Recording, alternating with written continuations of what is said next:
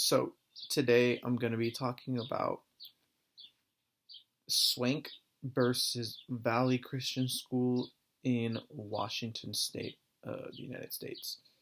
Um, this is just evaluating athletes for injury or incapacity under that category. So let's begin talking about it. What happened was a boy named Andrew Swank was playing football in Washington.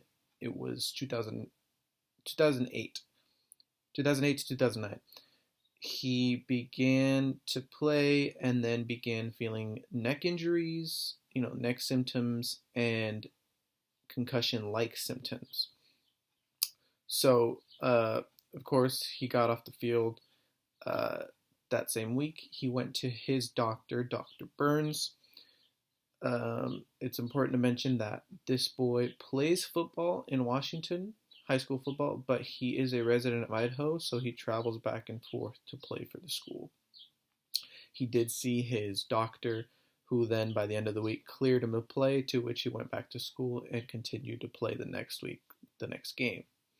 While the coaches and some of the trainers did notice he was a little bit sluggish and he did not seem completely fit to play, they felt as if they had no power over a doctor's note to say he couldn't play.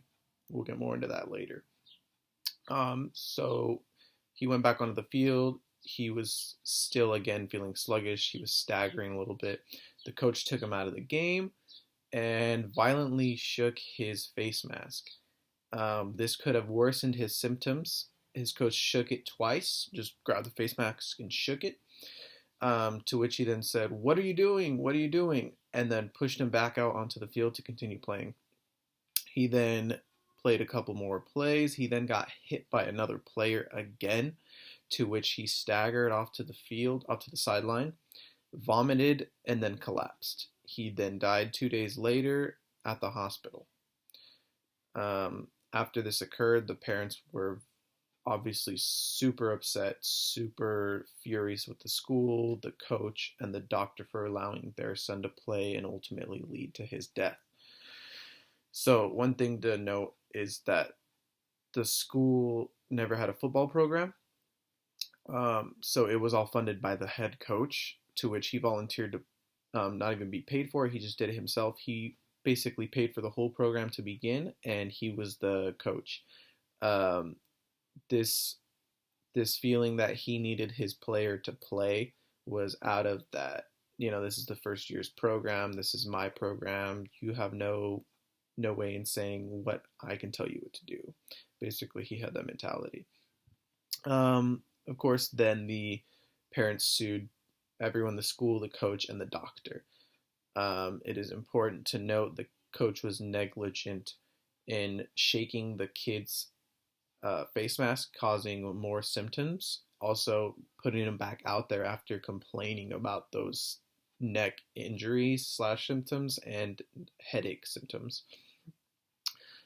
So the outcome came out to be that Mr. Puryear, the coach of the football team, was found to not be at fault for what occurred. He was covered by, the nonprofit volunteer immunity statute. Like I said, he was a volunteer. He wasn't getting paid for it. Although he paid for the program, he wasn't being paid for it as a worker. It was all volunteered. So then going on to the doctor, Dr. Burns, Washington State found they had no jurisdiction in telling or in, giving a resolution to something a doctor said in the state of Idaho while they were based in Washington. So the doctor was dismissed. The school as well was dismissed. There wasn't much information I could find on that, but the parents basically lost all lawsuits that occurred. So what are some recommendations that we can give to prevent this from occurring next time? That would be, so earlier, like I mentioned, some of the coaches and the trainers did see that he was a little bit sluggish in returning. So they thought they had no power over the doctor's note, but they do. It was stated that in the when it comes to the life of a child, if you feel as if they are unfit to join or play in a game, you have the power to take them out of it. So just more responsibility from those trainers and the coaches in keeping an eye out for their players. Next, you can listen closely to what the student's saying. It was emphasized that Drew, the player who died, was complaining about the symptoms. You could see it, you can obviously see it, but he was also complaining about it. He was being verbal about it. So being able to listen to what the student has to say is very important. And lastly, have players run specific drills before the game, during that week, just to make sure they're on track to play, so they don't feel as if the students are slow or lost. They can actually see that the players are doing and playing well. So yeah, that's it. Basically, the parents lost. They got nothing out of it, but it's just important to note that things like this occur.